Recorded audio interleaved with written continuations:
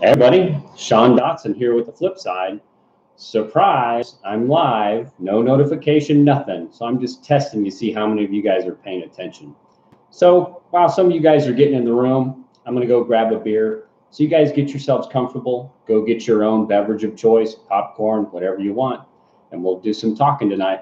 Be right back.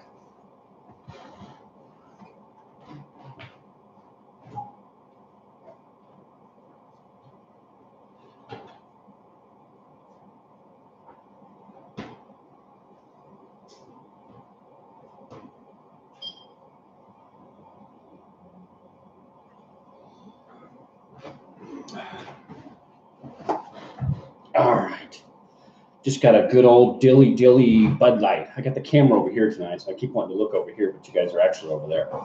So cheers to all of you guys. Looks like we've got 17 or 18 of you in here right now. So surprise again, no notifications, just threw it out there. Wanted to do a Fennsomnia tonight. You know, I had talked about you kind of doing like a monthly wrap up, kind of like we did the weekend updates. And it's just too much time. It's too much effort keeping track of everything that's going on out there. So I think I'll just kind of highlight, you know, a few of the things, talk about a couple of things I really thought were interesting. And then we'll have fun with it and go from there, guys. Give me a second. Let me see if I can get the pop up, the chat. That will take me a minute. So I can say hi to you guys. So hey, Huli, looks like you were H-Pert, I think that's you, Huli. You were the front running bitch tonight, so congratulations to you. Cheers. William, good to see you in there. Treasure Getter. Jim Mellison, Sledneck. Faith Hunter. Dave, that's a new one I've never seen. Steve Wayne, that's a new one. Glenna Friedman, how are you? And Finding the Chest, a new person. I hope some of you guys caught Toby tonight. I did catch some parts of it tonight, a little bit in and out while I was doing some things around the house, taking care of the kids who are all out now. But I kind of tuned out a little bit. I think some people did, and I think they really went into a long talk about, you know, God and everything else and religion a little bit there. It kind of tuned me out a little bit. I get where they were going with that, but I definitely kind of tuned out a little bit. So just some things I want to talk about tonight. I really didn't make a whole lot of notes. I know we've got the 6 questions coming up Monday with Jenny. I know everybody's really, you know, anticipating that. So I want to talk a little bit about that tonight, talk about some of the predictions or some things I'd like to see talked about. And I know everybody's been hemming and hawing about that. So we'll obviously probably want to talk about that a little bit. I've got some new revised thoughts on Forrest Fenn's gut feeling from last year's 6 questions that I want to talk about. I mean, everybody's abuzz about this second chest or this duplicate chest or whatever that was found at the Detroit Institute of Arts, I think it is, or DIA. So I want to talk a little bit about that. Obviously, the World Series of Fenn happened this month. I want to talk a little bit about that. I thought that was a great event. And then, you know, there's obviously been some things like, you know, with Diggin and K-Pro both kind of taking a back seat and hiatus. You know, there's some chatter about that. And then I want to talk a little bit about, you know, obviously the FenTube community and some of the highlights I've seen throughout the month. Just a couple of things I want to snippet on. So again, guys, Fennsomnia, this is just a show for those of you that you're up late at night, you got Fenn on the brain, and you can't sleep and you want to find a place that you can chat with some of your friends in the community or just listen to somebody else talk about topics that maybe you hadn't thought of or whatever. So that's what this show is all about. It's just really relaxed, totally not scripted. One thing I always tell everybody, if you do have a question, you want to highlight something, there is a super chat. Oh, I'm just kidding. There's no super chat, guys. You can just put that little @ sign with the flip side and it'll highlight it for me so I can see if you have a question or something that you want to make a statement, and I'll look for it and read it. So again, you guys have done this. You've been around this long enough. So glad to have you guys on board. We'll just have some fun and chat tonight.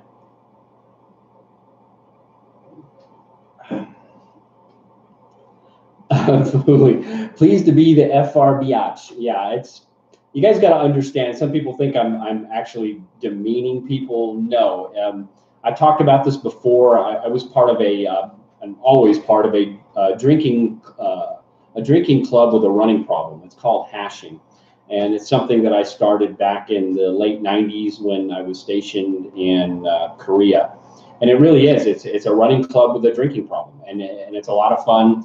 But we always called the first person who would finish the FRB, and that stood for front running bastard or bitch, because it's not really supposed to be a race. It's supposed to be more fun and a group effort. So that's what that's all about. It's just fun. It's not meant to be derogatory, but I hope you guys understand they're having fun with that. Hey, Jimmy Fast, I see you in there. Hickory Holler, somebody new there. Flip side, what if Fenn's chest is an Elmer de Hoy type of, yeah, I can't pronounce that, but I get what you're saying, like a fake or an imposter. Yeah, I mean, who knows what the original is? Is Forrest Fenn's chest the original? Who knows?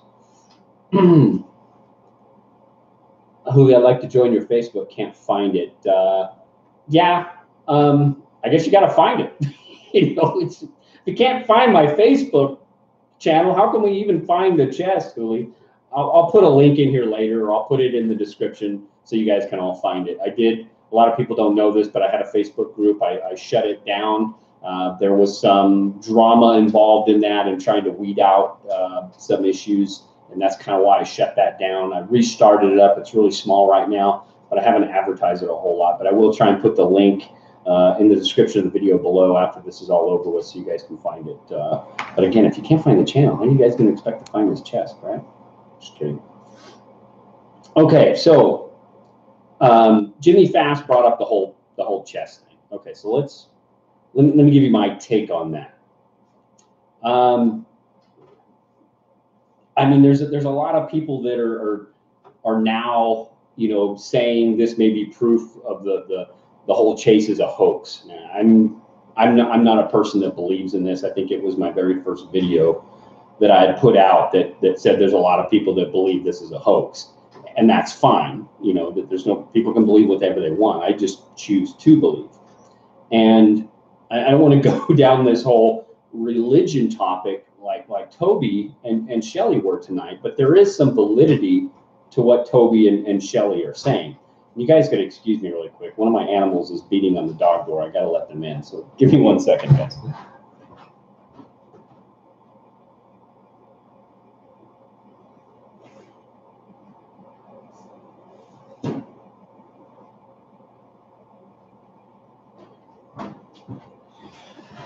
We have like a 20-pound tabby cat. That this thing is like a dog. I swear, if he knocks on the cat door, you better let that guy in, otherwise he's gonna wake up the whole house. Cheers, I'm back. So, hey Sasha, good to see you. So, hey Mitzi, good to see you as well. I don't want to get into this whole religion topic, otherwise I'm gonna have Mitzi breathing down my neck on this. But if you're not familiar with Blaise Pascal, and a lot of you probably are somewhat familiar with Blaise Pascal, because Forrest Fenn does quote a quote from Blaise Pascal, and I know I'm probably, you know, butchering that name up, but he keeps quoting it out of the New Devine book, which is the whole quote, "They never knew it was the chase they sought and not the quarry." And that actual quote goes back to Blaise Pascal. So now where I'm going with that is Blaise Pascal, and I'm totally going to mess this up, but there's what's called Pascal's wager, and you can Google this, and I'm just going to paraphrase everything about this, but Pascal's wager is basically Pascal stating that people should, you know, live their lives as if they believe God exists. And that is to mean that you don't have much to lose if God doesn't exist. And you haven't wasted much in your life other than probably being a good person and living somewhat of a virtuous life. But if God does exist, you have so much to gain, not only the kingdom of heaven and everything else. And I'm not a very religious person, so I'm not going to go very philosophical on you guys. But if you believe in God, you have so much to gain. if you live a virtuous life by believing in God and he doesn't exist, you don't have much to lose. And it's kind of like kind of what Toby and Shelley are saying, that you can believe that the treasure exists. If it doesn't exist, what have you lost? You've still had some great adventures. You've still gone out there and you've experienced, Mother Nature and the Rocky Mountains and all the history that we're learning while we're researching and going down these multitude of rabbit holes. If it does exist and you actually find it, well, I mean, you've gained, you could go on about what you think you want to gain. Do you want to gain fame? Do you want to gain notoriety? Is it money for you? Again, we never knew it was the chase we sought and not the quarry. So it is that sense of adventure, but you do have something to gain at the end. It is that lure or everything else you want to look at. But there's a lot of people that want to consider it a hoax, and I understand where they're coming from. Do I believe it's a hoax? No, I believe that Fenn is an honest person, but it's okay to question those things. But if you join a chase forum and all you want to do is blast the fact that it's a hoax and beat everybody up on it, go find a different hobby, folks. I mean, really, I think Toby and Shelley said the same thing. Go find a different hobby. I mean, if you're a 12-year-old and you come to realize that you don't believe Santa Claus exists anymore, are you going to jump on a forum that praises Santa Claus and tell all the other 5- and 6-year-olds that Santa Claus doesn't exist? Well, then you just become the biggest asshole in that forum, right? I mean, geez, I don't know how to explain that any better, but I think it's cool that there's that other chest out there. That somebody, I think it was Scott on Facebook or somebody over on Forrest Fenn's Treasure Galore, and I'll give some props to, I think, Heidini over on Mysterious Writings who brought it up, and then 9 = 9 over on Dal Neitzel's site that brought it up on the last Odds and Ends. So I'll give credit and props to those people for bringing that up and pointing it out. I don't know who Scott is on the Facebook channel because I'm not part of that Facebook group. Excuse me. Cheers. Hey, Jeremy, good to see you in here. Lori James, you as well. So again, guys, either you choose to believe or you don't. If you don't believe and you really believe it's a hoax, then go find a different hobby. Don't spoil it for everybody else that's still having fun. I can't prove that the treasure is real any more than anybody else can prove that it's not real. We don't know until it's found, which may be 1,000 years from now or never found. We just don't know. We just have to choose to believe or not believe. But what do you have to lose if it's not real? What do you have to gain if it is? I don't know. That's just my belief, and I'll get off that soapbox. I'm going to check over the chat room. I hope that Jimmy Fast, I know you brought that up, so I wanted to talk about that first and to say hi. Jimmy says, I'm not saying the chase is a hoax. I'm saying the chest may be a copy. Yeah, sure. The chest, the one that Forrest Fenn has, I was going to grab the cat and show you guys, see if you believe them. My cat is a hoax. Yeah, so the chest that Forrest Fenn bought from a museum friend of his, that a excited antique scholar had told him it was probably 11th or 12th century Romanesque, book of, a Bible box or a Book of Days box or whatever. We don't know, is that the original? Was that the first one that was ever cast, or did somebody cast 10 of them back in, whenever? We don't know. And does it really matter? If that's the real one, or if it's real. We know, we've seen pictures of it. Does that really matter? Whether it is, again, does it really matter, how many clues are in the poem, or 9 clues or whatever? It doesn't matter. We have a whole poem that if we follow it precisely will lead to it. So it really doesn't matter if the chest is the first one or it's a copy or replica or whatever else. We know it's supposed to be out there, unless you're a hoaxer, I guess, and you don't believe it. So I don't know if that really matters, Jimmy. To me, it doesn't. It doesn't change my ability to interpret the poem and hopefully find it. Really shouldn't change any of our ability, right? I'm just scrolling up here before I move on. So Jimmy, I'm hoping I'm asking your question, but I get what you're saying, Who knows?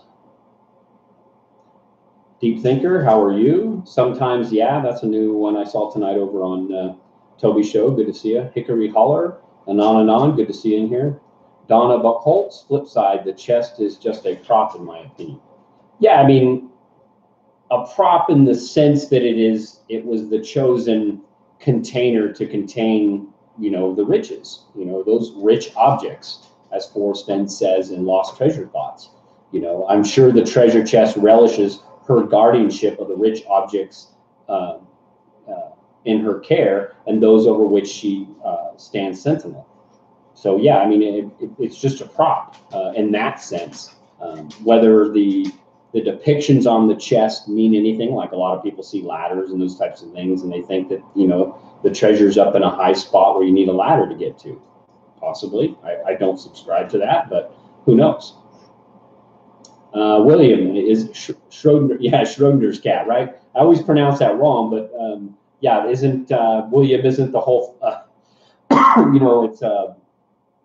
it's like a thought process or something, Schrodinger's cat, where, and I can't get into this because I know I'll totally screw it up, but you guys gotta Google, those of you who don't know what William's alluding to, Schrodinger's cat. And it's a thought process about a cat in a box that you can't see in the box, and supposedly there's some poisonous vial in there, and you're trying to determine whether the cat is alive or dead. Well, you don't know whether the cat is alive or dead until you actually open the box and look in there. So it's kind of like the chest, or it's kind of like Pascal's wager. The chest is both real and not real at the same time, and until it is found, we just don't know. Same thing, the existence of God. We don't know if God exists. We don't have any tangible proof of whether God exists or not until we meet him or find him, or we believe in God and we go to heaven. But we cannot return through that door and tell everybody that God does exist. I mean, boy, I better shut up and get off that tangent. Steve Gahagan, good to see you as well. The Retrieval Artist, that's a new name I saw tonight. That's a fun one. I like that name. Donna Buckholz says, at flip side, it doesn't matter who you are. It only matters who they think you are. That goes for the chest too. Yeah, and Donna, I jokingly said over on Dow Neitzel's site, and I titled it directly to Forrest Fenn, and I said, Forrest, I guess it isn't how special that chest is. It's only how special that antique scholar made you think it was. And I kind of was using his own words from the Experience Skinner story, kind of against him as a joking way, because he had said an excited antique scholar told him it was this, and the guy that sold it to him was probably obviously pretty excited because he got a lot of money for it. So Forrest Fenn admits that he knew he paid way too much for it, but sometimes something comes along that you just have to throw out all logic. Come here, Sully. Come here. You guys can see this is Sully, or James P. Sullivan, our Saint Bernard. I call him my beast of burden. Oh my God, he is a big sloppy animal. Okay, go lay down. Go on, go lay down. Go lay down. He's gonna get all excited and try and jump up in my lap. Go lay down. Go lay down. Good boy. He's a giant beast of burden. Let me tell you, we got him when he was just a puppy, and he was like 8 weeks old, and he was huge then. Like he was like 30 pounds then. Now he's like 110 pound. He can still jump in the back of our Ford Expedition, though. I can tell you, he's pretty agile for a big dog. Okay. So are we done with the chest, or do you guys want to continue talking about this? I got to tell you guys, I'm pretty excited about that it's at the Denver Institute of Arts, because right in the front of it, it has the Rodin sculpture of the thinker, and you guys know that's my symbol of the channel. So oh my God, confirmation bias run amok, right? No, geez, here we go. But didn't Forrest Fenn in one of his scrapbooks? I can't remember. It was in the well before the hundreds. It was like in the 60s or 70s or something. Somebody can probably remember for sure. Look it up really quick. But he had a picture of the thinker in one of the scrapbooks. I just remember that for whatever reason, and I think it's kind of Detroit Institute of Art. Thank you, retrieval artist. Yeah. Yeah, lots of ladders on the casket. You're right, Anthony. He wants some beer. Yeah, you got to watch out. My dog will get my beer. Anyway, guys, do you guys want to talk more about this chest, or you guys want to move on and talk about something else? So here's what I want to talk about next. And this goes back to the whole gut feeling comment we got last year and Mysterious Writing 6 Questions. This was the one comment from Forrest that got everybody a buzz. Everybody was the gut feeling. Everybody was the one was going to find it. I think even tonight on Toby's channel, a caller had said, I was the person that gave Forrest Fenn the gut feeling. We're like, oh, here we go. You know, or J Street, he knows where it is, right? We all know where it is. Of course, we all do, right? It's somewhere in the mountains of Santa Fe, right? We all know where it is. We just don't know exactly where it is. All semantics. But you know, when I was on, I was you know, one of the panel members on a few of Toby's shows last year, and one of them is where we really talked about that whole gut feeling. And my original thoughts about the gut feeling weren't about, you know, one specific individual or even a couple individuals, you know, emailing Forrest Fenn and giving them a solve, you know, that was 6 or 7 or 8 clues deep.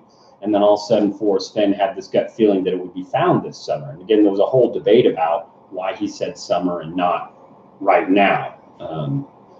And my whole philosophy on that, it was because it's a gut feeling, and a gut feeling is not based on any kind of fact. It's based on, you know, intuition or instinct. And again, like I said, we were talking about the intuition and the instinct of the architect of the poem, so there is some kind of merit in that.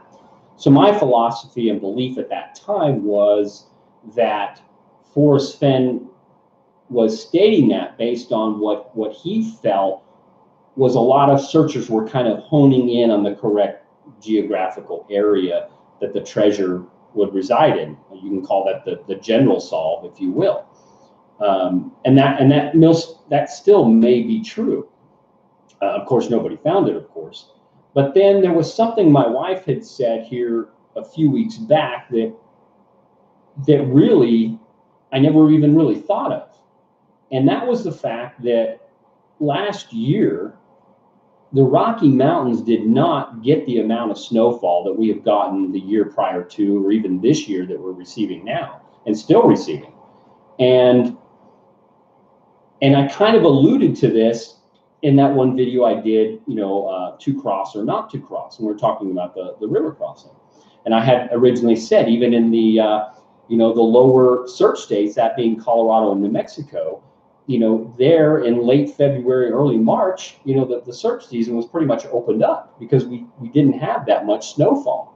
So, you know, again, like Forrest Fenn said, you know, snow is the searcher's enemy. So there wasn't that much snow on the ground in the southern parts of the search area. You know, in the northern parts, there was still snow out there. And we were talking about, you know, whether there's a water crossing in, you know, Forrest Fenn's poem, and trying to keep people out of the water. So we didn't have any, you know, we didn't have another Randy, we didn't have another Paris or another Eric Ashby, you know, and we're glad that we didn't. But it really got me thinking, because that may have been what precipitated Forrest Fenn's gut feeling that it would be found that summer, because it may not have been anything that any individual searcher had said or mentioned to him in a private email or in a forum or anything else. It might have been some type of, you know, factor that was completely out of everybody's control. And that obviously is Mother Nature. She makes her own rules, right? And she did last year. And that was the fact that we did not have the amount of snowfall like we've had in previous search seasons, you know, within the search states, like we've had before. So the search areas were opening up much sooner, and some areas were already opened up, you know, well in the southern area. So that may have been what precipitated his gut feeling that it would be found this summer, because it was opened up earlier, and there wasn't that much snow in the mountains.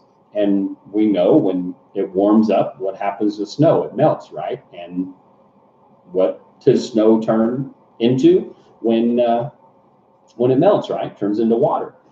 And what do we have a line in the the poem that says your effort will be worth the cold. And I've got to ask you guys, when we think about this, what is the one thing in the entire Rocky Mountains that is cold year round? Right? Water. Cheers. All right, guys. I'm off my soapbox on that gut feeling. I'm going to go back up here and just see if you guys got any questions or adding anything. Got a good group in here. 60 some odd people with no notice, just hanging out.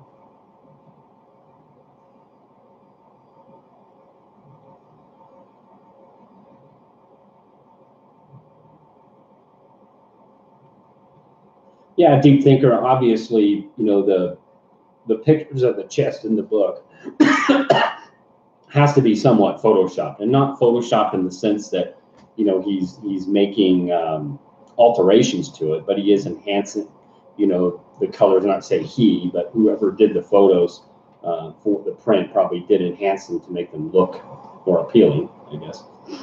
Not that you know, 20 pounds of gold isn't appealing, right?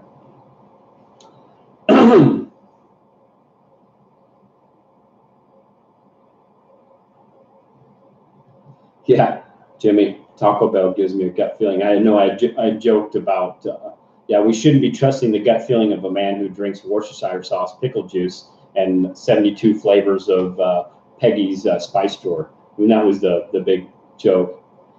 Bill, hey, Bill Gorman, how are you? Gut feeling, he thought his end was near, yeah. Right? But again, I mean, that like he did some clarifications over on Thor's site with K-Pro later on that you know, his gut feeling wasn't based on any knowledge or fact, and it should just be ignored. You know, but how can we ignore when Forrest Fenn himself tells us that he has a gut feeling it's going to be found this summer? I mean, I think a lot of people this year are expecting another one of those gut feelings in the 6 questions. Who knows? Hey, Rodney Greenway, see you in there, popped in there with the question. At the flip side, Finn's chest must be a replica. I say that because of the engraving on the lid. No person would engrave such a historical piece, not any collector anyways. Yeah, and I was thinking kind of about that tonight. I think, you know, Illinois Ghost had done a short video, one of his 40 that he put out here in the last month about that chest, and he was talking about, you know, possibly getting some pictures of the reverse side of it and things like that. And I got to thinking, well, maybe you need to ask him for a picture with the lid opened up so we can see if the CE5 or CES is engraved in it, right? But yeah, you're right. I mean, I always wondered that myself. Why would, if that is Forrest Fenn's, you know, way to mark things, why would he do that to such a rare object? And the answer to that may lie, you know, in with that whole, you know, FBI BLM raid on his home, that he had to have that stuff somewhat marked and engraved as part of his listing of all his stuff. I mean, that may be part of it. It may be something completely different. I'm just, you know, I'm just guessing here. And I don't think it really matters in any of it. Again, I think somebody else said in here, you know, it's nothing more than a prop. And yes, I would agree, it's nothing more than a prop in the sense that it is just a chest that contains that. I mean, it's just, all it is the treasure chest, guys. The real portion is trying to figure out the poem, to figure out where it is. I mean, once you find it, it's found. And then, you know, the thrill is gone at that point. If you share it with everybody else and tell everybody where it was. Jeremy, are you saying the CE5 wasn't an engraving? And you may be right, I don't know. It looks like one. I think most people think it is an engraving, but if you could shed some light on that, I'd love to, you know, post something over on Thor with some of your images. I know you're really good at that stuff. And Jeremy, I don't know if I told you, but your thoughts on the you know, the epilogue illustrations were spot on, because I did see that original illustration, and yeah, see guys, I got my own little hush puppies on. And I'll give a plug to my wife bought these for me for Christmas, and they're called Old Friends. And my brother-in-law is actually one that recommended get them, because she's bought me ones in the past, and like a year later, the laces are falling off, the seams are coming apart and everything else, and they're just not that comfortable. But these are great, I'm going to tell you. So I endorse them. You know, you guys just endorse me, send me some free shoes. So yeah, Jeremy, if you got some more information on that CE5, whether it's an engraving or not, and you can put some photos with some of your analysis and stuff over on K-Pro's side or wherever, and I'd love to see that. Or put a video together. Come on, put a YouTube channel together. Put something out. But you say, but also an archived version of his site, he had another item listed for sale with YE5. So it's probably as a cataloging system marked and nothing more than that. Yeah. Yeah, I get what you're saying. I think some other people have posted some things that they have found that Fenn originally had in his Fenn galleries, and they've had some similar, like on the back of some paintings that have had said Fenn Galleries Limited or whatever, and then they've had some kind of marking like that on there. But I can't lend credence to the validity of whether that's an engraving or not. I've always assumed it was an engraving. That doesn't make it true or not, but I'd love to get your opinion on that. I think it's cool. But it would be nice to see that, you know, the treasure chest that's in the DIA, whether that has a, you know, the CE5 in it. Who knows, right? That would totally tell us the treasure's been found, maybe. Or it's a hoax. I mean, who knows, right? Hey, and there's the Mrs. Dodson. She said, "You're welcome." What are you? What am I supposed to be thanking for? Did I miss something? Oh, yes, she's saying thank you for the shoes. Yes, thank you, babe, for the shoes. Love them.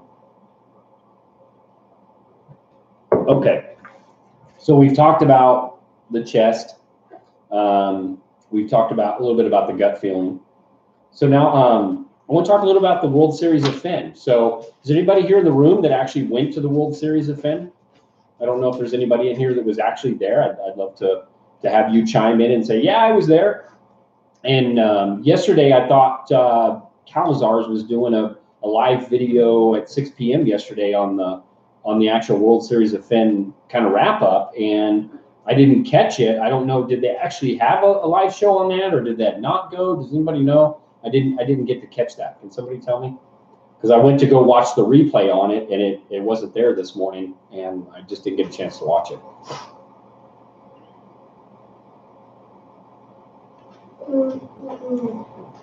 Yeah, Bill, he's probably once outside now. So if you guys give me a minute, I need to. Sledneck, he did do a show. So I heard there was like a three-way tie for the win on that. I don't know if somebody can clarify, but I heard Boomer Girl, Mary was actually in that top three. I don't know who the other two were, but maybe somebody who watched the show can clarify who that was. But I was hoping to have an update for you guys on that. Give me 1 sec.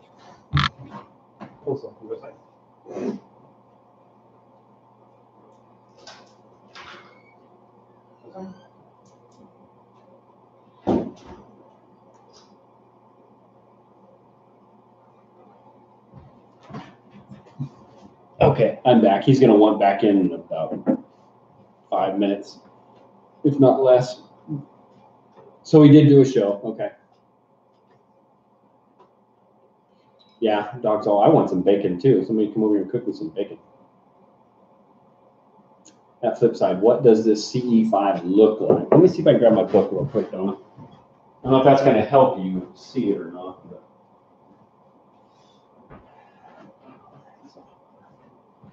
No, you're not going to be able to see it on here. You're really not. But it's actually up in this little latch on the inside, right about where my finger is pointing up in there. And there's been a lot of, you know, speculation and everything else. And one of the fun, you know, rabbit holes coincidences I found is that the person who penned Chief Joseph's surrender speech was a person by the name of C.E.S. Wood. And I always thought that was kind of interesting, because it just made me think that, oh, was that a hint to, you know, this person who penned Chief Joseph's surrender speech? And if you're not familiar with who Chief Joseph is and you've never read his surrender speech, there is a little bit of coincidence by what he says in the beginning of his speech to parts of the poem. And again, this was a huge rabbit hole I went on a a theory of where the treasure is based up in, north of Cody, Wyoming, back when, I think this was 2015, 16 for me. And then I've, obviously since moved on from that search to a different theories, to becoming a poem purist and not going down all the rabbit holes as much anymore. I still love going down rabbit holes. I mean, again, why must I go? And I've had this discussion before about, it's fun to go down these rabbit holes. I enjoy them just as much as anybody else. Just because I'm a poem purist doesn't mean I don't go looking down these rabbit holes because they're fun. Now, again, I'm going to have a plethora of people crucify me for that, but I don't care. I still love going down these rabbit holes with you guys because I learn so much. I mean, there's so much to know and so much to learn out there about different things. I mean, I find it incredibly fascinating. 30 years ago when I was in high school, I hated history. Now, as I get older, I tend to appreciate these things and they interest me more, as I'm sure all of you are probably nodding your heads in agreement. But a lot of times when I'm going down these rabbit holes, I still realize and understand that while the information I'm researching is interesting, it may have no bearing on my ability to solve this poem and figure things out. It doesn't mean that one of us is going to find the exact rabbit hole that leads to the treasure. So while, yes, I'm a poem purist and I believe that there's way too much noise out there and it's just too much, that it doesn't mean it's not enjoyable. And I don't knock people for doing that. I just think that you're putting way too much noise out there. And I always say that based on my own experience. So where was I at? Where were we going? Oh, we were on the World Series of Fenn. I totally got tracked off. Anyways, I think the World Series of Fenn was a great event. And I got to give some props to Sasha and Jason Dent and Illinois Goes for doing that show that they did, the live show, because Sasha was there. And then, actually getting to talk to a lot of the people that were there present. I think that was a lot of fun. I think they did an outstanding job with that. A lot of props to those guys. A lot of fun. I wish I could have done that with them, but definitely a good job to you guys. Props to you. I'm gonna check the room here, but yeah, I think there was I think a lot of people were concerned there was going to be a lot of drama centered around that. And I'm glad there wasn't. I'm glad that everybody got along and people.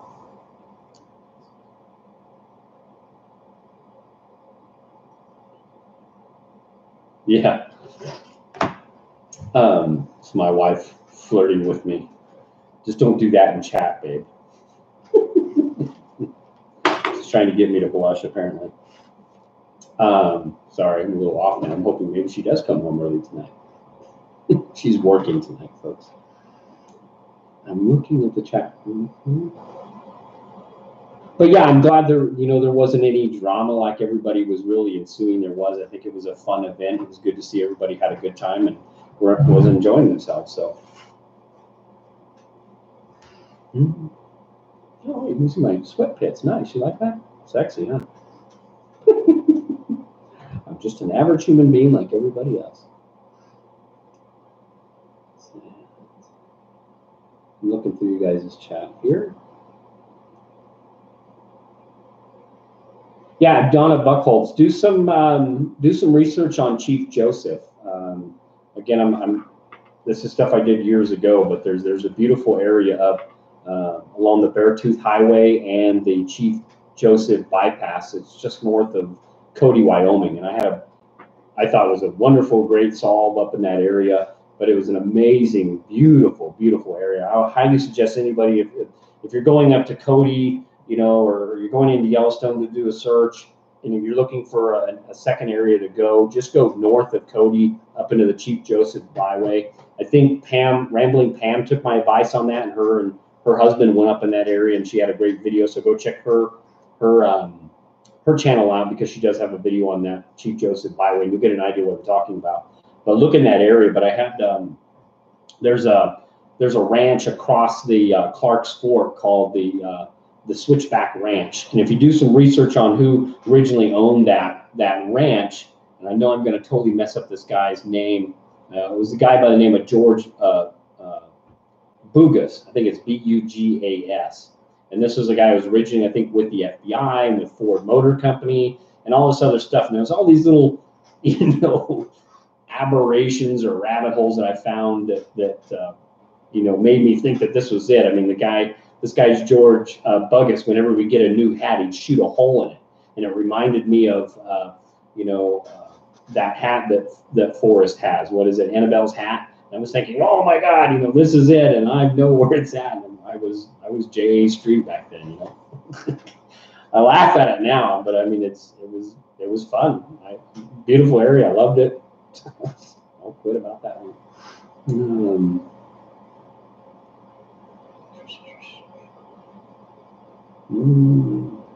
Yeah, Lori James. Hey, Gay Delkin, Eugene, good to see you in here. King Brian, that's a new name.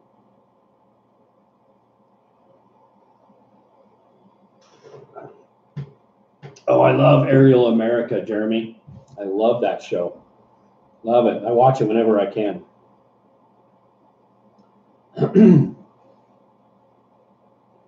Jeremy. Waterfall.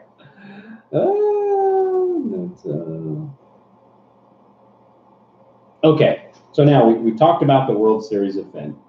Next, I want to talk about, you know, we've had, you know, Diggin' Gypsy here recently post, I guess, you know, over on Dale Neitzel's site that she was kind of, you know, taking a step away from the chase, and then Forrest Fenn kind of, you know, intervened and said, you know, posted in there, hey, I've had received several, you know, emails and stuff of people telling me about you leaving the chase, and that's not a good thing. And he was, you know, trying to entice her to stay, which I thought was great. You know, a Forrest Fenn, you know, Diggin', I think is, I hate to say celebrity or whatever, but she's a well-known, you know, searcher in the chase community, been this for a very long time. And it's sad when you see people that, you know, there's a lot of people in this community that I look up to. You know, that when I first got into this, you know, that these are people that I looked up to as, I hate to say veterans or whatever else, but there were people that I thought were smarter than me in the chase or whatever else. But there is somewhat of a respect for these people who have been in this for a long time and have been around. And Diggin' Gypsy is obviously one of those people that has been in this chase, is well known, has a great reputation, and you hate to see some of those people leave. So I can understand where Fenn is coming from, but we all have to make decisions, you know, based on our life and everything else, whether this is something we want to continue or not. And I think, you know, K-Pro in that same light has had some issues, obviously, here as of late, we all know of, that, you know, were probably causing her to be able to want to, you know, take a back seat or step away and take a hiatus. And I think we all need to somewhat respect those people's decisions and give them some space, and not pry too much or make a whole lot of conjecture and you know, insinuations on what that means, and just give them respect and give them time to, you know, go do what they need to do for their family and let them come back when they need to. So you know, it is what it is, and people just need to take breaks. I think we all should take. I know I've taken breaks from this chase before, but it's Hotel California, guys. You know, you can check out, but you can never leave, right?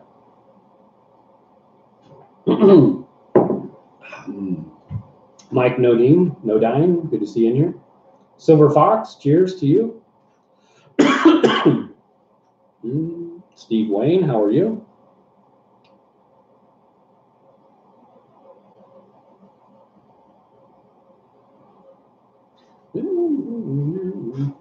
Okay, so I just want to give out some you know, FenTuber mentions too. And normally when I used to do my weekend updates, I would go through every FenTuber that was out there and everything that was in there, and it would be really long. And I know I gave a lot of props to, you know, on the end of the year wrap up to all those FenTubers, you know, in the community that kind of throughout 2018 that really contributed and put out good content. And it, you know, making a once a month video talking about everybody would just go on forever. So I just wanted to talk about a few. Obviously, Fenn Treasure Hunter, Jason Dent. You know, we know at the beginning of this month he did have that Playboy article, that German Playboy article that came out. I haven't seen the article. You know, I know there's links to it, but I haven't seen a translated version of it. I haven't if anybody's got a link to that, I'd appreciate it. But I know, like I said earlier, him, Sasha, and Rick McDonald, or Illinois Ghost, did the World Series of Fenn live event. I thought that was great. They did a good job. And if you guys haven't seen that, definitely go back and watch that. Because not only did they, have Sasha, who was live there at the show, but also, him and Jason had some good banter back and forth that was, outside of the event itself. And there was some good exchanges there. I thought some good information. Now, Illinois Ghost, again, I call him one of my Iron Man of the year. He put out, I jokingly say 40 videos, but I think he did. I mean, he had 30 or 40 videos he's put out over the last month. And these are all really short videos, which is great because you can watch them really quick, during a break or on a drive to work or whatever. You can catch his videos. And they're not these 1 hour, 2 hour videos like we're doing here. But one I really liked that IG had put out was the one called Talking in Circles. And this was a really good one where, a few times Forrest Fenn said he felt like he was talking in circles. And IG went into really giving his interpretation of what he thought that meant. When he had a great interpretation of that. And I would just add to that yeah, it's like he's always saying the same thing, but in a different way. And that's, to me, what talking in circles means. It's saying the same thing, just in a different way. And that's kind of what synonyms do, right? I mean, they're just a different way of saying the same thing, right? And IG does a good job of illustrating it, I think. Man Alone's been putting out a lot of videos. Some of them aren't necessarily Chase related, but he has put out several videos. And I know, okay, there's the dog. He wants back in, guys. Give me a little bit.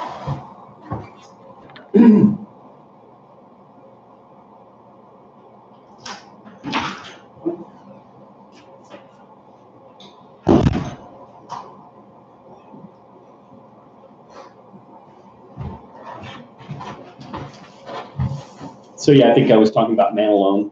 Yeah, Man Alone, I honestly don't know his first name. I don't think he's ever really mentioned it. If he has, somebody can correct me. But yeah, he's put out several videos, not all Chase related, but he has put out several of them.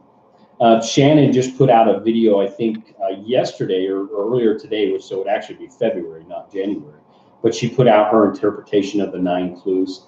And she also had another one called the Green Lid Hint, which she talks about, in the chapter, I think it's Dancing with the Millennium, where he talks about putting green lids on his jars, and then her correlation with these lids that are covering electrical outlets and stuff outside. So I don't necessarily subscribe to that, but I love Shannon. She's, again, I call her my FenTuber of the year, and I love her. So. Rodney, I know you're in here tonight. Rodney's put out some videos here recently, and a lot of them he's going through the book and actually reading the book slowly. So I think he's got 3 of them out that are out so far. So definitely if you're interested in hearing somebody read the book, aloud, or you just want to, a lot of times I'll put a video on as I'm going to bed and leave it on my phone and fall asleep to it or listen to it as I'm falling asleep. I like to do that. The one I listen to a lot, obviously, is the Forrest Fenn one, the Moby Dickens one. I listen to that a lot. I mean, sometimes I think I can recite that whole thing. But yeah, Rodney Greenway's put out a lot of videos. I think the Hoosier sisters, Tammy and Cindy, are having a lot of fun. They've been excuse me, guys, putting out a lot of videos here lately. The ones I like what they're doing this last month, they put out, breaking down the stanzas. The ones they put out this last month here in January was stanzas 4, 5, and 6, where they're kind of giving their interpretations of those stanzas in those videos. So, but one that Toby was really talking about tonight is they also did one on the 2 different chests as well. So I know you guys are already, if you haven't already, you're probably planning to go watch that one. And then Scott Conway, the guy, my award of the cringeworthy moment of the year with the hole from hell, so to speak. But he did put out a Poem Solved Part 2. I haven't had a chance to watch it yet. Again, guys, I haven't been watching a lot of the YouTube videos this year. Been focusing on some other things and just watching this a little bit less this year. But another one I really want to give a really good mention to is, I like to call him Meh, or Michael. Some of you all know him. He's our searcher from Japan. He's a good friend of Toby's. He's been on the show a few times. But he did start a YouTube channel called the Forrest Fenn Learning Curve, or FFLC. But he goes by, on the forums, he goes by, or on the YouTube, he goes by MEH. I think his first name is Michael. And he's got 3 videos out right now, and he does it. In his introduction, he kind of explains what he's doing, but he's really talking directly to Forrest Fenn, in a sense. And it's kind of interesting how he does that. But his second video is the one I kind of like, because he really goes through the entirety of the poem and gives his initial interpretation of those words. I think it was a really good job by him, and just a really honest review of it. So if you haven't watched any of them, go watch that one. And the last one he put out was called Truth or something like that. I can't remember. I don't want to mess it up too bad, but he's got 3 videos out so far that you should go watch. So really, those are kind of some of the people I just wanted to highlight really quick on some of the videos I thought were really, worthy of going out and watching, in my opinion. There's obviously more out there, and some of them I'm sure I've missed. Again, guys, like I said, I'm not watching, as much YouTube as I used to, and just kind of focusing on other things right now, mostly and outside of the Fenn verse, so to speak. I'm just coming over here and looking at what you guys are talking about. Sure, Rodney. No, I love watching your stuff and listening to you, brother. Always. We still need to, get you a new steering wheel cover. I'm gonna grab another beer real quick, guys. Come on.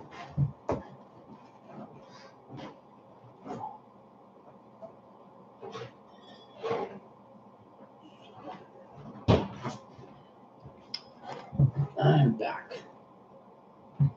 So what do you guys want to talk about?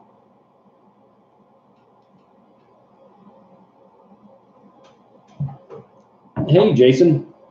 Jason Dent is in the room. Fenn Treasure Hunter, how are you? Didn't see you pop in there.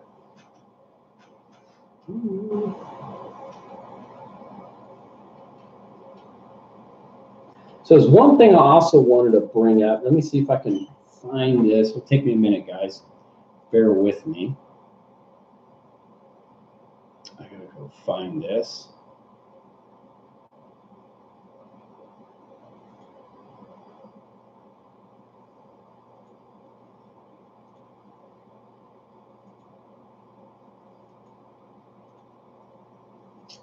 So I can get the pop-out chat back. Okay. All right, I'm back. I'm going to go over here and pull up a couple things. So what I wanted to talk about, and this may not be very popular. This might ruffle a couple of feathers. But I want to talk about why it is I believe we have failed in the past coming up 9 years to find Forrest Fenn's treasure. And this is very subjective on my part, and I have to admit that this is really based on my own biases. So take it completely for what it's worth, and with a grain of salt or whatever. But it's why I believe we have failed in the last 9 years to find Forrest Fenn's treasure. And that's going to center around a couple of comments that Forrest Fenn has made that I think we might have kind of overlooked. And I can't share my screen or anything because I'm not on Zoom, so I can't share this with you guys. So I'm going to have to read it to you, and I can put the link in the description for you guys to find it later. But I'm going to go to a featured Q&A, and I won't be able to see the chat here for a second, guys. But I'm going to go to a featured Q&A, and this was from April 15th of 2016. Some of you, will remember this, but it was a featured Q&A called The Cunning Fox. And it was, and I'm just going to read this to you guys. It was stated, Mr. Fenn, being a newcomer to the chase and classifying myself in the little girl from India group, as I live in Cairo, Egypt, I very much doubt in the near future at least to pay a visit to the Rockies. But just in front of my laptop has opened up so many avenues of seeing and learning about the region and its indigenous people. So, Mr. Fenn, you got that right. And he goes on. Knowing that the poem has been written in an obtuse way, with all of us having great ideas about the solve, some of which are so intricate, sensible, logical, and still wrong, it certainly makes for a great puzzle. Now, Forrest Fenn interjects, and he puts this all highlighted in red. Let me see if I can just really, I'm going to try and see if I can put this in the chat room, and you guys can look this up really quick. Hold on one second. I'm going to try and do this for you guys so you can find it. You guys can see that, and then you can find it. Now, this is what Forrest Fenn responds with. Forrest Fenn responds, obtuse means annoying. So in continuing your thought, I will toss that word right back at you in paraphrase. If all of you have such great ideas about the solve, how can they be wrong? And I find that very interesting because Forrest Fenn is responding to this person's saying that everybody has all these intricate, sensible, logical solves, but they're still wrong. But he's saying that Forrest Fenn's poem is written in such an obtuse or annoying way. I think Forrest takes a little bit of offense to that, and he throws it right back in this person's face by saying, if all of you have such great ideas about the solve, how can they be wrong? Now, before I give you my opinion on this, I want to go to one other mention from Forrest that I think kind of ties into this and why I think we keep failing. And this is going to go, and I'm going to post this link for you guys in the chat. Okay, give me 1 second to do that. You guys will be very familiar with this, I know. This is Forrest Fenn Gets Mail 13, and this is Forrest Fenn Gets Mail from a middle school. And it's going to take me a minute to find this one. Hold on. Oops. Okay. And this is, again, this is that, you know, the Forrest Fenn Gets Mail from middle school, where the whole middle school class is asking all these questions. And this was his one question from the middle school. In the poem, Thrill of the Chase, when you talk about not far, but too far to walk, and take it in the canyon down, is it referring to a waterfall? And Forrest Fenn's response was, you guys seem to be hung up on waterfalls. Don't try to change my poem to fit your ideas. Now, here's what I'm trying to get at here. Hopefully I can get this across and you guys understand what I'm trying to say here. But the two common things between these two comments is that Forrest Fenn is saying your ideas. He's saying in here, don't try to change my poem to fit your ideas. And in the other one, he's saying, if all of you have such great ideas about the solve, how can they all be wrong?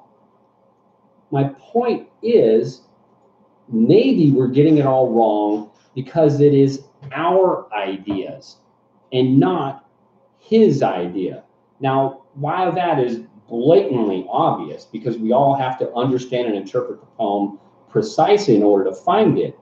The problem is that we keep looking outside of the poem for our ideas, just like him telling us, you know, get back in the box. You know, I've hesitated telling people to get back in the box for so long, you know, that, you know, people are looking outside the box as if the solution lies out there somewhere. The thing is why is Forrest Fenn telling us you guys seem to be hung up on waterfalls? You know, why is it we all believe, and I'm saying we all, I know Illinois Ghost will correct me on this, not everybody believes that water high is a waterfall, but the prevailing or a big herd mentality or belief that water high is a waterfall. But why do we believe that? Is it because in the book, that special place that he talks about in Vietnam that he had to go back and pay homage to had some waterfall? So we get this wrapped up idea that it has to be a waterfall. But why is he turning around and telling us you guys seem to be hung up on waterfalls? Well, duh, Forrest, you mentioned this special place in your book. Again, we keep force-fitting our ideas into his poem. He's telling us not to do that. He's also telling us in this whole other one, you know, if you all have such great ideas about the solve, how can they be wrong? Well, we should be asking us that question. How can they be wrong? Because the answer, I think, is because they're our ideas. They're our subjective opinions. And we keep getting those because of information outside of the poem. We keep going back to the book looking for all the answers. And I'm not saying they're not there. I'm just saying we get that picture in our head that it has to be this. You know, that's why we're hung up on waterfalls. And there's more to it, guys. And I don't want to get into some long rant on that. But I think the reason why we keep failing is that we veer so far outside of the box that we get our own subjective opinions on what the clues mean without really understanding what the poem is telling us and just sticking with the words in the poem. Yeah, we you know, there are also subtle hints scattered within the stories. You know, subtle is to mean so precise and delicate as difficult to analyze or interpret. I mean, yeah, exactly, right?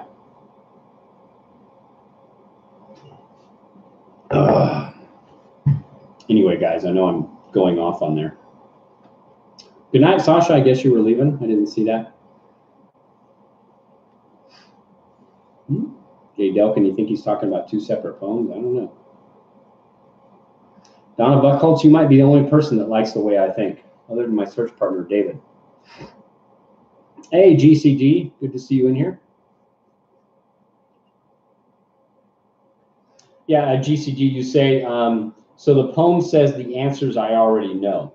And that brings up something. I think I had a discussion with R.F. Hecky over on you know, one of her videos about the reason, you know, there was a difference in, you know, the poem version that we find in The Thrill of the Chase where it says answers, and in the poem version in the map in the back of Too Far to Walk that says answer. And then even Toby was talking about it tonight because somebody asked him about that. And you know, Toby was right and Forrest Fenn saying, you know, one of them is an obvious typo, you know, but The Thrill of the Chase is the one that we should be focused on. But okay, let's go into that. And this is the conversation I had with R.F. Hecky, a little bit of it, and it's all going to be paraphrased, of course, on what that means. Now, let's just look at that. Let's look at that whole stanza. He says, so why is it that I must go and leave my trove for all to seek? The answers I already know. I have done it tired, and now I'm weak. So if you go on the premise that, you know, The Thrill of the Chase version is the actual one. It says answers.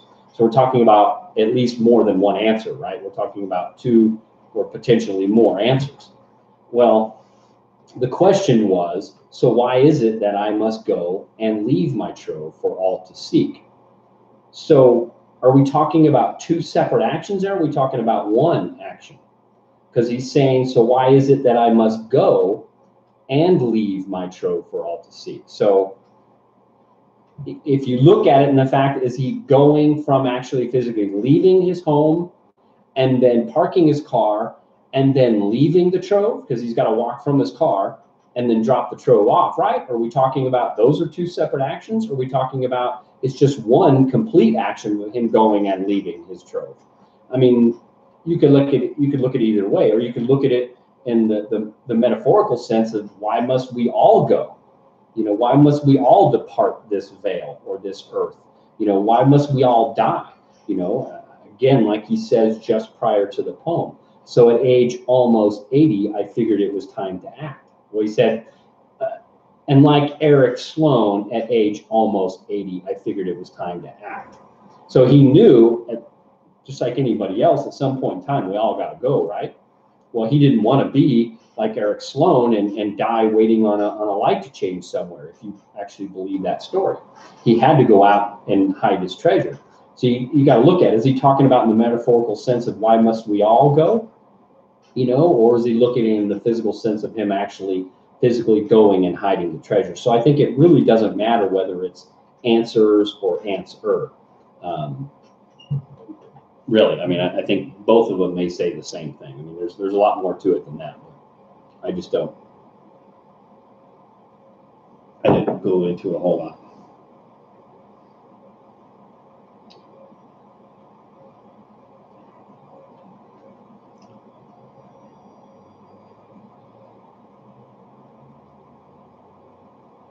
GCG stanza 5 is a built-in key. You have to elaborate on that. One more. Yeah, it, Silver Fox, it, Sean, that is the key. Look at each instance of it or it's in the poem. And it, you know, it, the usage of the word it and my research and understanding of it is usually used, and I think the proper term for it is an antecedent or something of that sort. But it is something that is easily identified or understood, you know, based on the whole context of that sentence. You know, begin it where warm waters halt and take it in the canyon down, not far, but too far to walk. What is it? You know, a lot of people think it's the beginning of the journey or whatever else, you know. From there, it's no place for the meek. You know, I mean, what is it? It is the place that is no place for the meek. You know, I mean, it is something, but it's usually something that's easily understood or referred to later on in that sentence or something else. So, I mean, don't get yourself too wrapped up in that. It's a very simple word, but yes, it does have some meaning, and you need to understand its context. But yeah.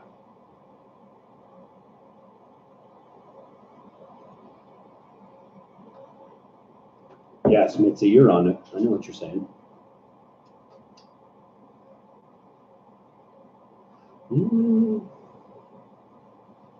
Can't believe we got 70 people in here at 10 o'clock at Mountain Time, and it's like almost 1 o'clock on the East Coast. Faith Hunter, flip side, it or solve for it is the same as to solve for X. Okay. Maybe. What else you guys want to talk about? I've kind of hit on most of the stuff I want to talk about. Oh, yeah, we didn't really talk about the 6 questions a whole lot, did we? We got in the Fenn tubers, and I totally forgot about it. So yeah, let's talk about the 6 questions a little bit. You know, I started a thread over on, you know, Harry's site, and it was called, you know, predictions for 2019 6 questions.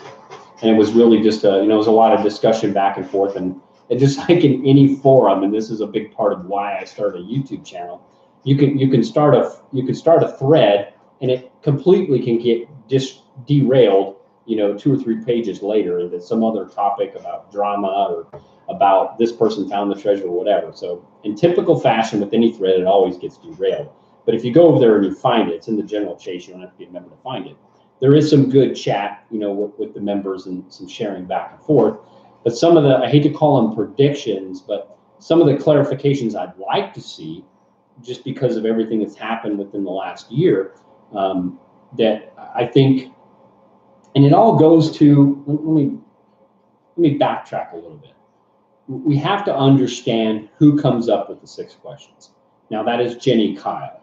Now, how does Jenny Kyle come up with the 6 questions? Are these things that are just on Jenny Kyle's mind? You know, Jenny Kyle is a very intelligent woman. I love her. I follow her. I, you know, have a great respect for Jenny Kyle and what she does and running her website and running her YouTube channel and everything else that she does. But how does Jenny Kyle come up with her questions? Does she come up with her questions, you know, based on everything that's happened that year? Or does Jenny Kyle have a close-knit group of friends that come up with these questions? You know, how does Jenny come up with those questions? Because it's not, you know, or is it based on questions that people submit to her and she just pulls them all together? I don't know. It may be a combination of all those things. But we have to understand that you and I may not have any control of what those questions are. So we're really kind of at, potentially, we believe, Jenny Kyle's you know, whim for whatever she wants to ask. And that's perfectly fine. You know, she was the one that started this. And again, you know, why I think Toby was, or excuse me, Forrest Fenn was upset with Toby about, you know, him trying to kind of do his own 6 questions or take that over, you know, from what Forrest told me. But this is her thing. So we have to respect that, you know, she comes up with this however she does. I have my own beliefs on that, but we won't go too deep into that. So what am I hoping? What am I hoping to see out of these 6 questions? There's a lot of things I would like to see clarified. And of course, these are these are self-serving or selfish in my opinion. One of the biggest things I'd like to see clarified was a question that I had asked him, and he did respond to me. And that was, he had stated back in 2014 on Scrapbook 78 that he had never said anybody had been within 12 feet of the treasure.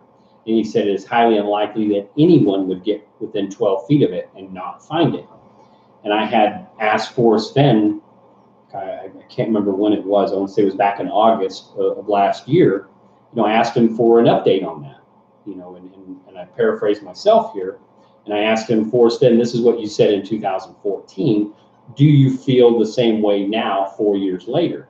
And Forrest Fenn had responded, better not answer that question, Sean. Sorry. So I'd like a clarification on that. Why is it best not to answer? Forrest Fenn could have easily ignored my question. He could have not said anything at all, and just ignored it. He does that to all of us, even those people who've been in the chase for years, he ignores a lot of their questions and emails, let alone actually responding like he did. So I'd like to, maybe it's self-serving and maybe some of you guys would like to get a clarification on that too, but I'd like some kind of clarification on that.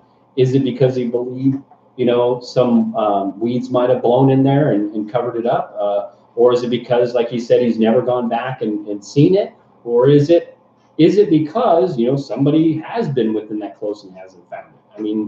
We don't know. There's a lot of conjecture and speculation on what that means, but it would be nice to get, for me and maybe for you guys too, to get some clarification on that. We've had obviously the whole 200-footer, debate that's gone throughout this year. I'd love to see some clarification on that. We've had the whole foot in the water, hints that have apparently been sent to K-Pro and Scott Conway and maybe a couple others out there. Would we like to get some clarifications on that? Sure, I'd love to hear something on that. But I think there's a lot of key things that are going to be really hard for even Jenny to avoid. I think Jenny, if she wasn't, asking those tough questions of Forrest, would kind of be under scrutiny. And again, Jenny may send him 20 questions and Forrest Fenn may pick only 6 out of those 20 to answer. We don't know. Jenny obviously has a great respect for Forrest and probably wouldn't share that kind of stuff with us, because then that would, lend to, is it fixed or rigged or whatever, kind of thing. Retrieval artist, I see your question there. Flip side, how long do they have the answers to the questions before we get to see them? Good question, retrieval artist. I think if my memory corrects me, Forrest Fenn got them the very first part of January, and he did return those. I think it was over a week ago, Jenny. So Jenny's had them for, I want to say, a week to 10 days already, if I'm hearing everything correctly. So she already has them. She's just gonna, gives her some time to polish them up and get them prepared to put on her website. I'm sure, I'm not a web designer, I don't know how long that takes, but I'm sure that takes some time and allowing Forrest, maybe a few minutes to correct some things or whatever if he wants to in that time frame. So yeah, I think she's already had those questions, or those responses from Forrest already, retrieval artist. Hope that answers your questions, but that's just based on what I've heard. I don't know that for factual, but that's coming from reliable sources like Jenny and stuff, so I tend to believe it. So those are rocks. You're always late to the party.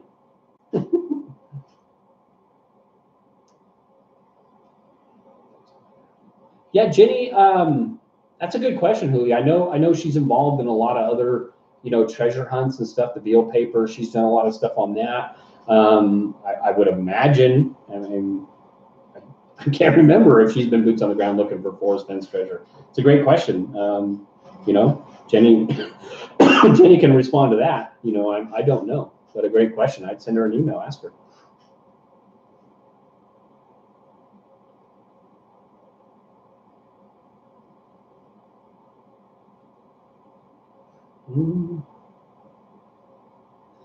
Okay, Delkin, writing a book is the best scenario for the finder can do. Yeah, maybe. If the person stays anonymous, sure. But I mean, it comes down to that question. You know, I think that when the treasure is, you know, is found and we get a notification from Forrest Fenn, again, the three things we're all going to want to know. Number one is, where was it? What's the solve? And who found it? Probably in that order. You know, everybody's going to want to know where it was. And so they can claim, oh, I knew it was in New Mexico, or I knew it was in Wyoming, you know, or whatever. Then they're going to want to know the solve, because then they can claim partial ownership of it and say, oh, that was my idea. And it's gonna be, I've laughed about this, but it's gonna be a complete shit show when that happens, in my opinion. That it's just, I mean, for me, the fun part is if the finder just remains quiet, you know, not just for the 30 days, for 6 months or so. Yeah, the clarification comes from Forrest Fenn, and Forrest Fenn tells us, look, it's been found, guys. I have irrefutable proof. I've got the bracelets back, whatever, blah, blah, blah, you know. But the finder doesn't reveal who they were, doesn't reveal where it was found, and doesn't reveal the solve.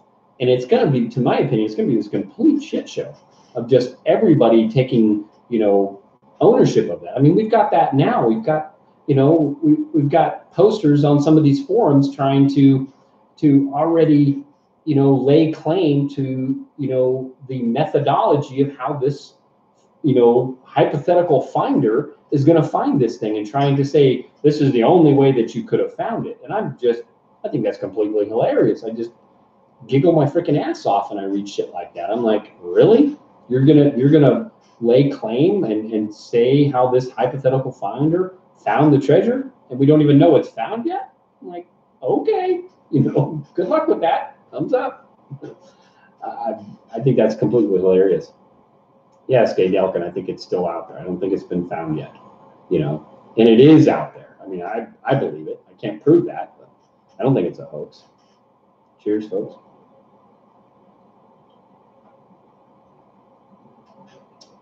Yeah, I think retrieval artists, I think the community, you know, and I've gone back and forth, I think, with Sasha a little bit on this, but I think the community, I hate to use the word entitled because I don't like that word. I can't find a really good synonym for that. Maybe the community is owed some kind of irrefutable proof that the treasure has been found, and not just Forrest Fenn saying, oh, yeah, it's been found.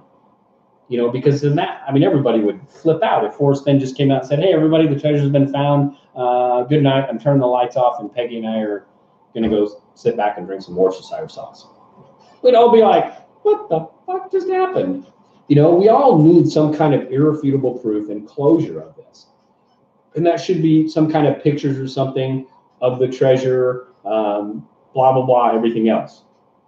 You know, but we're not, by no means are any of us entitled to know who the finder was. We're not entitled to the correct solve, and we're not entitled to know exactly where it was. None of us are entitled to that. But I think that the community is owed the fact that it has been found in irrefutable proof. And why I say that is because I don't want to see any more, you know, Paris Wallace's, no more Eric Ashby's, no more, oh geez, now I'm forgetting his name. I feel really bad. Eric Ashby's, Paris Wallace. Oh man, now I feel really bad. I'm forgetting his name. That's shameful of myself. But anyways, we don't need to see anyone else lost in this treasure hunt. And if, I mean, me and I felt if I was to find it and hadn't said anything and we lost somebody else, I would feel a huge burden of remorse on my shoulders because I hadn't told everybody that it was found, you know. And I think Forrest Fenn feels the same way, that if it was found, he's going to immediately tell everybody because he doesn't want to see anybody spend any more of their hard-earned dollars or anything else. Now, if you don't know where it was or where it was found or the correct solve, you know, you can still try and match wits with Forrest Fenn.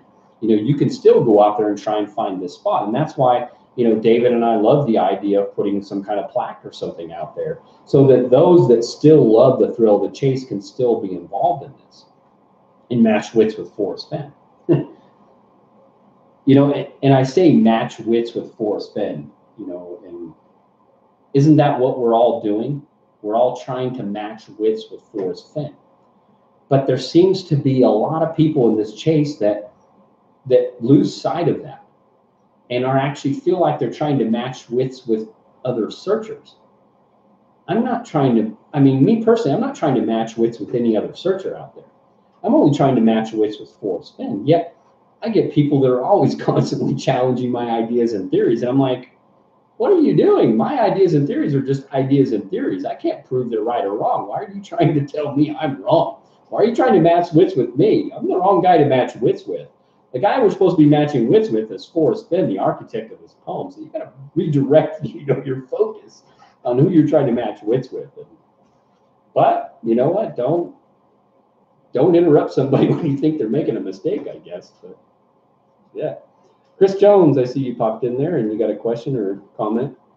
The flip side, I think it will definitely be announced. It is found, but many claim to do something to keep it going.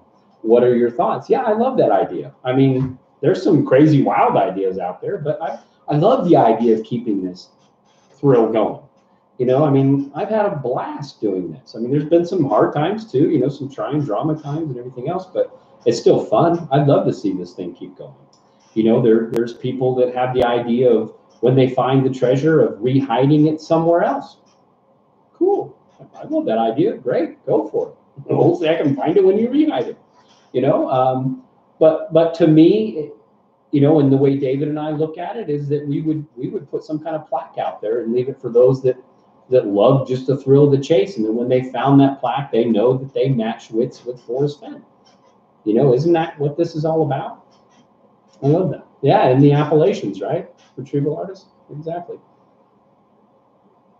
But yeah, I like the idea of some people wanting to keep it going. I had this funny thought. All these people talking about this second chest over in the DIA, and I meant to mention this earlier, but I don't hear a bunch of people going, "Oh my God, there's a double eagle at the Denver Museum of Nature and Science. Oh my God, the treasure chest is a hoax because there's a double eagle gold coin in there." Okay. Some of you will get my sense of humor. Maybe you won't. I don't know. Somebody said boobies. I like boobies.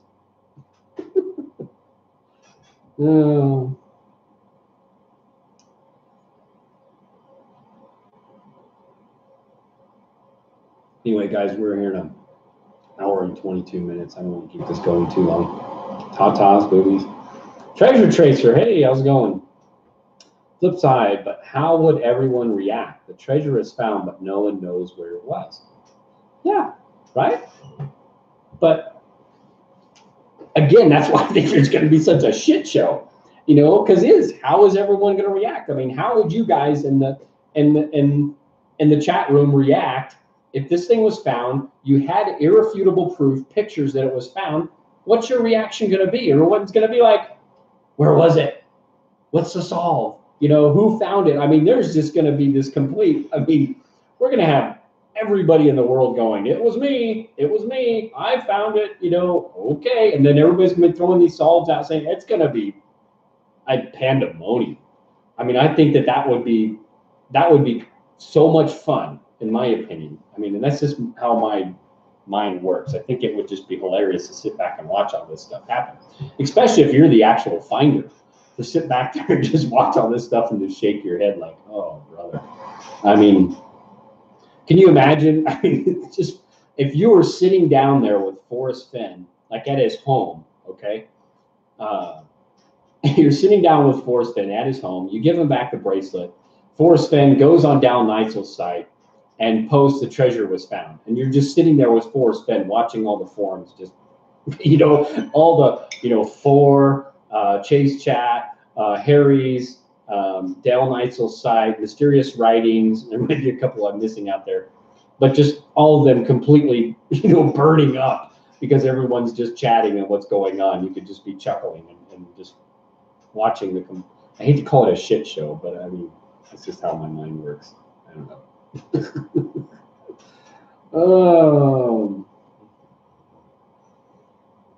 I mean, it'd be completely fun. But yeah, how is the community going to react? I mean, the media is going to want to be hounding Fenn for the same stuff. Who found it? You know.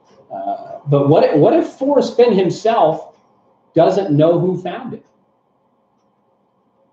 What if Forrest Fenn has provided irrefutable proof that the treasure has been found? He's been provided proof of life, so to speak, that the treasure was found. He's shown an item that only he knows, that one thing that is saved especially for the finder, that is that proof of life that the treasure in fact was found. That's his way of knowing, so to speak, or whatever. That's an out for the finder to prove to Forrest Fenn, without having to identify who they were or give him the bracelet if they want to keep it or not, that the treasure has been found. And Forrest Fenn, without a doubt, would have to say, look, guys, I know for a fact that the treasure was found. It's no longer where I left it. It has been found. I don't know who it is, but I know for a fact that it has been found. Now, of course, that's going to create the conspiracy theories abound throughout the chase. Excuse me. 2 beers, guys. Really, that's it. Lightweight. It's going to create, pandemonium throughout the chase, in my opinion. But it'll be fun to watch. Chris Jones. But the key is it was found, but someone left something to keep it going, so the solve cannot be revealed. Yeah, sure. Again, whether you think that's the plaque, whether you think that's a coin, whether you think that's a chest with everything but the bracelet in it, who knows? There's plenty of people out there, like Forrest Fenn has said, that are not blinded by the value of the treasure, that simply love the thrill of the chase. You take like a Douglas Preston. If Douglas Preston, I know I've said this before, if Douglas Preston was able to solve the poem and walk to the treasure, do you really believe that Douglas Preston would pick up that treasure chest and take it home? He wouldn't. I highly doubt that Douglas Preston would. Douglas Preston has enough respect for the man and Forrest Fenn as a friend and as a man that he wouldn't do that. He wouldn't ruin his legacy, because if Douglas Preston came back and said, "Hey guys, I found everybody would think it was a setup, and when it would totally ruin everything, including Forrest Fenn's legacy, right? Perception is 9/10 of reality. It doesn't mean that Douglas Preston didn't legitimately solve the poem and find it, but everybody would think, oh, we had insider information. That's just how I think. But Douglas Preston could easily find that thing and just leave it there and walk away, and the chase would continue going on, right? Some people could do that.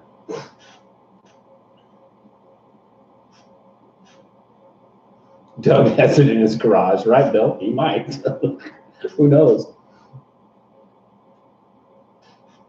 But I don't think so.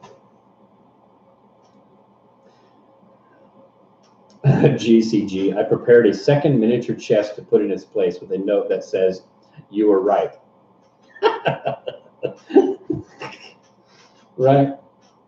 Gold Dog. The flip side, the reality is, if there isn't a finder, a solve, and a picture, people will be yelling fraud and no telling what else.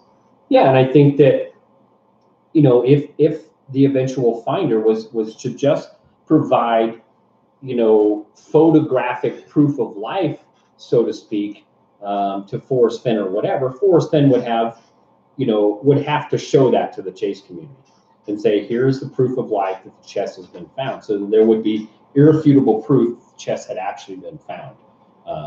And then everybody would have to believe that. Of course, you're going to have your conspiracy theorists abound, but like Forrest Fenn has said, he's not going to reveal the location. He's going to leave that up to the finder. It puts Forrest Fenn in kind of a bind, in a way, in my opinion, because, he has irrefutable proof that it's been found. He has to share that with the community. But if he doesn't know who the finder is, he's just as ignorant as who the finder is as everybody else is. And that's the way that the finder can remain anonymous. Now, if you go to sell it and you want to part that treasure chest, that may bring up a whole different circumstance of issues, right? Deep thinker, nothing will convince everyone the chest is found, was hidden, etc. Yeah, shit, we can't even convince some people that it's really out there. You got people convinced that it's a hoax. Even after 9 years, you've got some people that have been this for 5 or 6 years. It's now you know, tooting their horns that it's a complete hoax, and this whole DIA chest is proof of it. It's like, oh my God, folks. Like, again, go find a different hobby then. You know, seriously, there's plenty of other shit out there to do. Anyway. Sean keeps teasing. What am I teasing about, Jay? What are you talking about, Eugene? Let me see if I... So, I'm going to wrap this, guys, up. We're at an hour and 30 minutes. I don't want to go much longer. It's 11 o'clock here, you know, late for some of you guys on the East Coast. So just as a reminder, Monday I'm planning on doing a live show at about 7 o'clock Mountain Standard Time to recap and give kind of some of our initial interpretations of the 6 questions that we're going to get from Jenny. We're all anticipating them. I think if history serves me correct, we should get them probably about midday, you know, Mountain Time, you know, on Monday. So keep an eye out for them, and I know the forums are going to be ablaze about them. But I plan on doing a live show, you know, Monday evening, so we can kind of give some more initial interpretations of them, and just kind of go over them together. So guys, keep an eye out for that. Immediately following this show, I'll start putting together the, I don't want to say a teaser video, but just a countdown video, so you guys can go in there and find that and hit the bell reminder. So, you know, remember to do that if you guys want to watch that show. I'm not gonna put, you know, the flip side on any kind of reoccurring pre-planned schedule, guys. I know I said I was thinking about doing some monthly wrap up. I'm not going to commit to anything like that, guys. I'm just going to pop in. I may throw a teaser in there. I may do a panel show once in a while, but I'm not gonna guarantee to putting out 30 videos in 30 days or anything like that, guys. Again, I don't